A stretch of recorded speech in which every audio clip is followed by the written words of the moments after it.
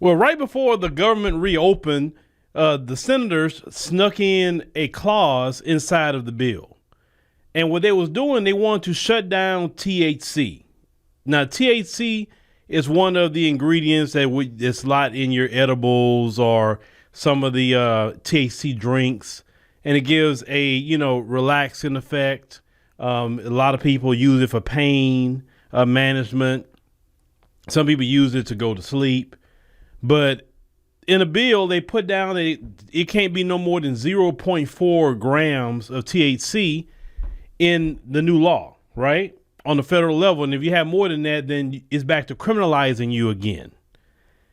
A lot of people are very upset by this. This is a multi-billion-dollar industry where a lot of people work in. You have farmers that grow the hemp and all of that.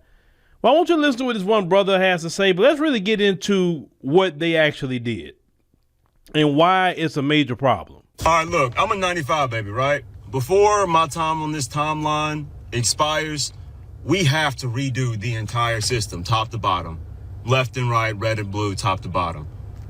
They play in our faces, grown adults that we tolerate from the federal government that we would never tolerate in our personal lives or our professional lives. But from the federal government, the people who have the power to make the laws of this country, we tolerate so much from these people on both sides. I don't want to deal with this shit my whole life. I don't know how the boomers sat here and tolerated this while they grew up. How have we tolerated it for this long? This hemp ban is insane. Out of all the things we could be focusing on right now, out of all the problems we could be fixing right now, they want to focus on this hemp ban. And I'm so sick of the excuses from the federal government talking about, oh, hopefully this will save an entire generation of being addicted to a dangerous drug. Too bad that entire generation is at risk of being shot at school because y'all won't do about the guns. But y'all are acting like every 13, 14, 15-year-old is walking into some smoke shop, leaving with 10 million gummies to get high as Jesus every day. But when it comes to alcoholism or being addicted to this consumer society, they just had to ban companies in California for raising the volume on there because it's a way to snap people into attention. I can't talk about without an ad showing up in my feed for it because y'all are listening to every mother thing. Y'all don't worry about other addictions, and you don't worry about, you would rather have people get lung cancer from these cigarettes y'all have never given about. You watch all these people get hooked to the pills y'all give them in these orange bottles. Opioids, prescriptions, hooked like y'all don't do about that. Not a thing. But because your alcohol sales are down, you say, oh no, there's not enough drunk people out here. You think the insurance companies want the alcohol industry to deplete, huh? You don't think that they're happy that there's drunk drivers out there? It's a lot of people lobbying and rooting for this in the shadows. Bunch of old mother. I think the people in the federal government are stupid. I genuinely think we are like on every level smarter than them. We got old mother acting like hemp, weed, like that. We got old acting like this stuff. The worst of the worst. There's a lot of people that feel like that brother that's very upset with this government. But let's get down just really what it is, okay? So Mitch McConnell out of Kentucky is the one that pushed to put that in the funding bill to reopen the government. See, if they would have did this on the standalone bill, everybody would have came against it real quick.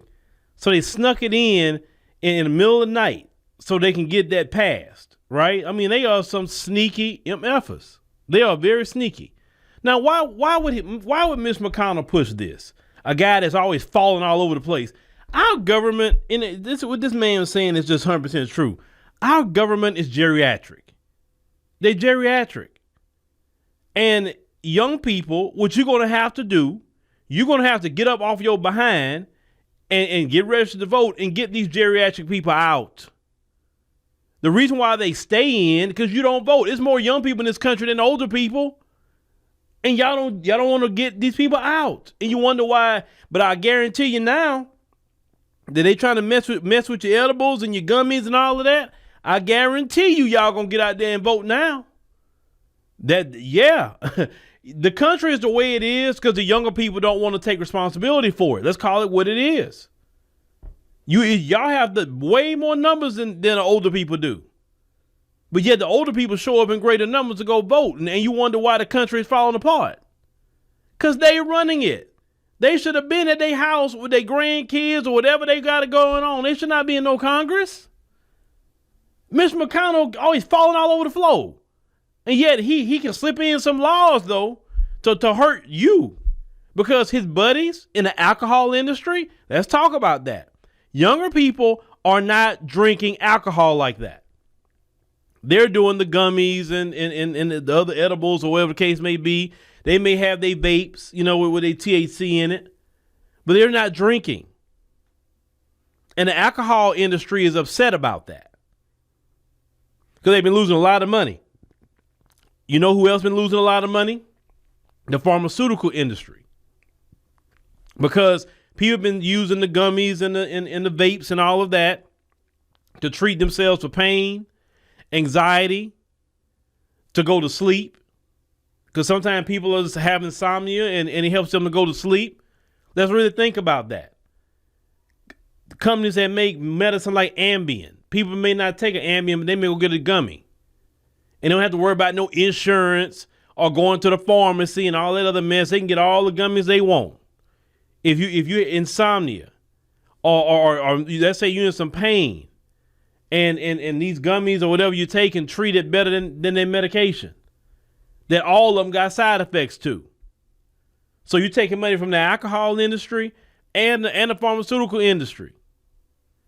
Listen, when these people always say, well, we believe in free market capitalism. No, they don't.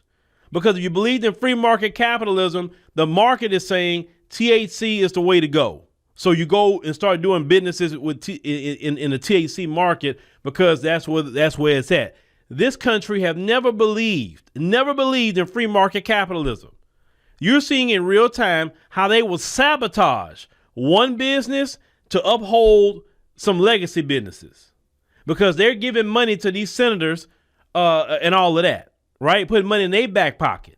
So they work for them. I told you, your Congress people, your senators, they work for the corporations. They do not work for you. And the reason why they can do that is because you don't register to vote and get them people out. And let's call it what it is. If you think about it in the midterms, well, you know what? Let's just go change them and you go elect the same people. It don't matter if they're Democrat or Republican. It don't matter. Let me tell you something.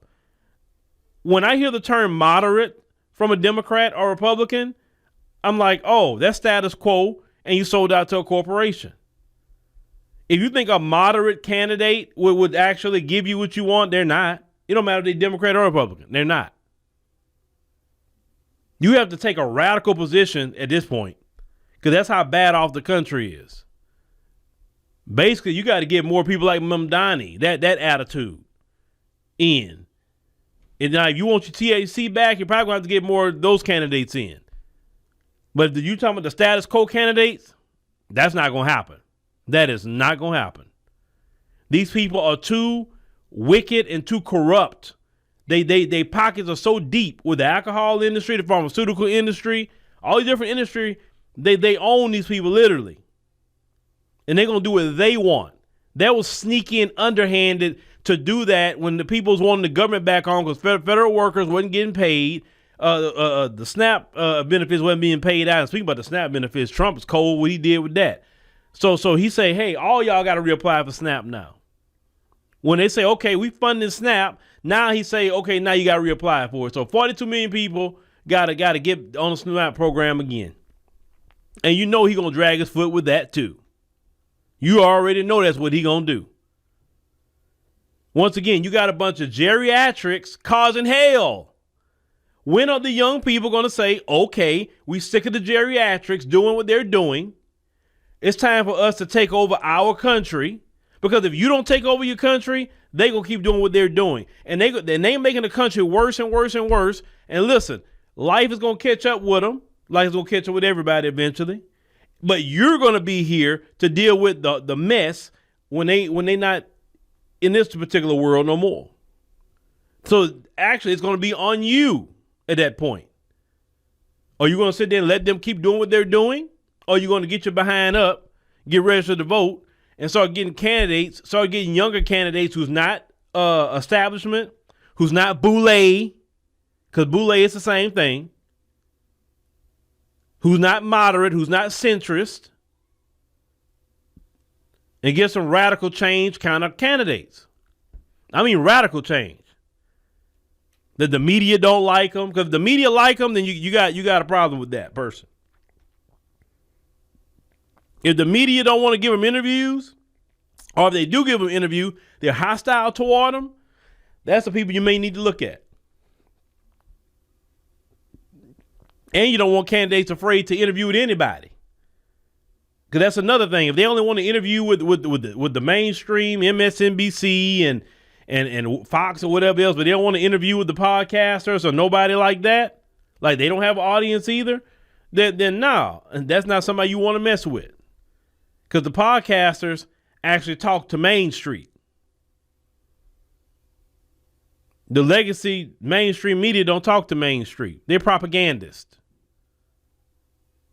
But if you're upset about your THC, and a lot of you probably are, well, get your behind up, get registered to vote. Some of you get your behind up, run for public office, and start replacing these people. You got a chance right now coming up in the midterm, so there's no excuse. Because one thing about me, I'm not all about that complaining all the time. Oh, look what they doing. Look what they doing. No. What are you going to do about what they're doing? If you're not going to do anything about it, then what you complaining for? Just be quiet and just deal with what they're doing.